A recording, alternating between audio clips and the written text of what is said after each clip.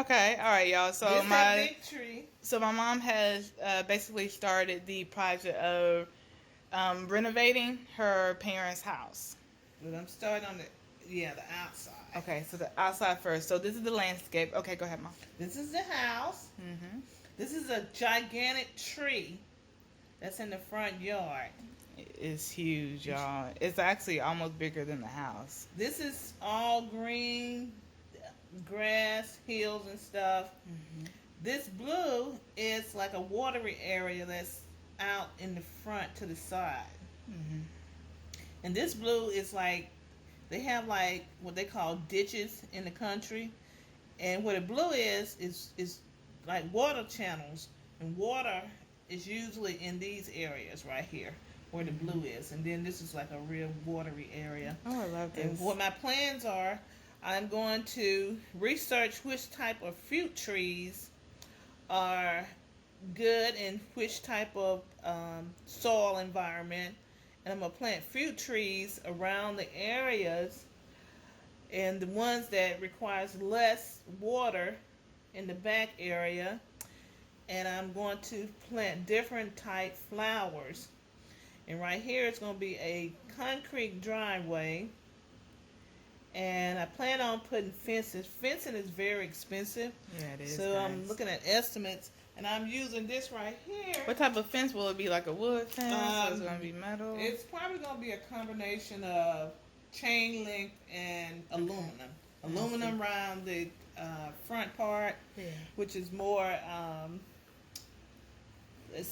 more like the fancy type fencing. And just the basic fencing around the back.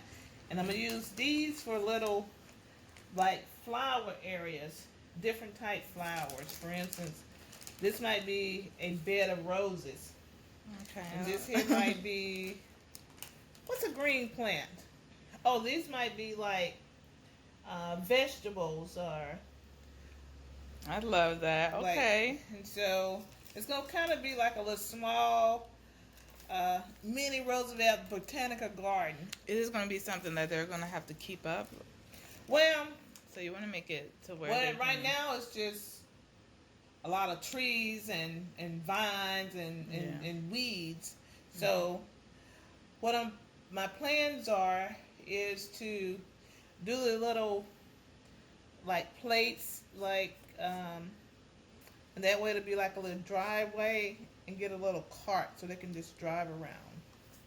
And so one of the reasons, because in the country, wherever there's fruit, it has the tendency to draw wild animals.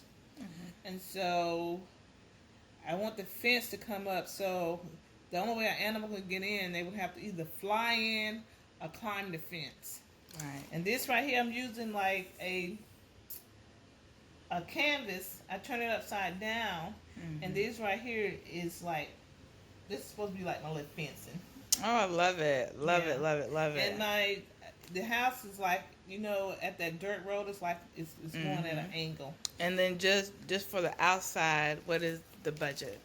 And so my two design assistants, three. My three design assistants will be Jasmine, Jaleesa, and Krista. And so we're going to research the type trees. I have a lot of trees, a lot of landscaping. But what's the budget for the outside? The budget, I thought you were doing the inside first. You're doing the outside first? Well, what I'm doing is they say you come up with like a diagram. So I'm going to do a diagram of the inside and the outside. Okay. And I'm going to actually price it that way. It just happened to be easier to find stuff at Michael's to do the diagram of the outside versus the inside, which I looked at some popsicle sticks, because basically what I need is like box containers, like squares, where I can put something in there for the bed and something for the dressing and something for the curtains. And there's a lot that we can do ourselves on the inside. Like we're going to be doing painting, the carpeting. Yes. The only thing that we're not doing is the wiring, obviously. So with trees, I did some research with plum trees. You have to have 2 plum trees because they have to self-pollinate each other in order to survive. And I also looked into the option of doing like a environmental fencing where we would actually plant, like, instead of using the metal, plant little bushes. However, one of my daughters stated that that would only draw snakes and more bugs and animals. So we're going to do that. All right, y'all. So this is going to be video 1 of her series of fixing up her parents' house. I love this, Mom. I mean, I love your vision because I can see it. I can see the vision. And so now there's cars too, guys. There's cars on the land that will be removed. Yeah, I mean, can you count them and say, like, isn't it like it's got to be at least 5? Is it 5? It's probably about 7 old cars. Yeah, because there's like 2 old cars sitting right here. There's a couple lined up right here, and then there's a trailer back there. So next time we go up there, I'll actually videotape so y'all can see it. And then I have to find an area, because one of the first things is to do is I need a storage area. Because my father is keeping his tools in those old cars. And he wants to sell those old cars for parts. So maybe a shed? So once I get a shed, we can place the tools inside the shed. And then once we do that, then we can have the actual cars torn away. And right now, I'm looking at whether it's easier to buy one or for us to build one. And looking at pricing of a basic wood shed, because it has to be studied because of the weather. It has to be weighted down. Right.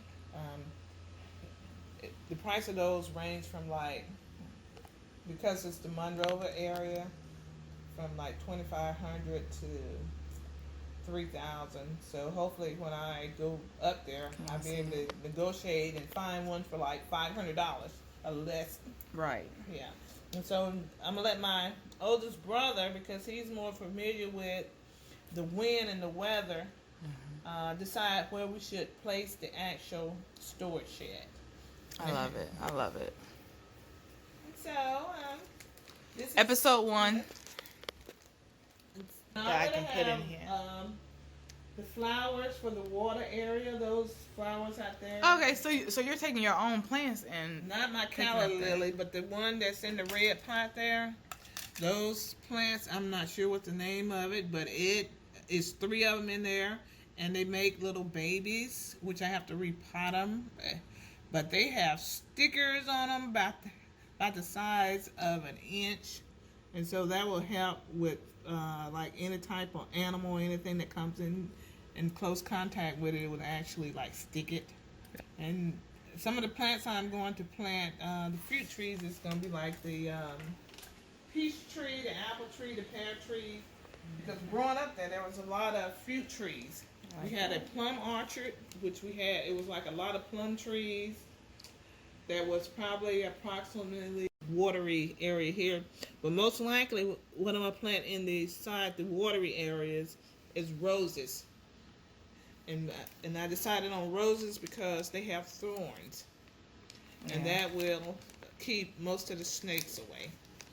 Right. And the kids. So, I love it. And it's a bunch of big bushes in your grandmama's yard too. That's why I really want to show y'all, I mean, it in real time or like in reality, because this is very spacious, but there is really not a lot of space at all. Yeah. And maybe do a paved drive-through, because their drive-through it's a total of like 4 acres. But my grandfather has a house next door, and the area around his house, the fence has to include his house, because we want to include all the land that's owned by my dad and my Aunt Dorothy. Let's see.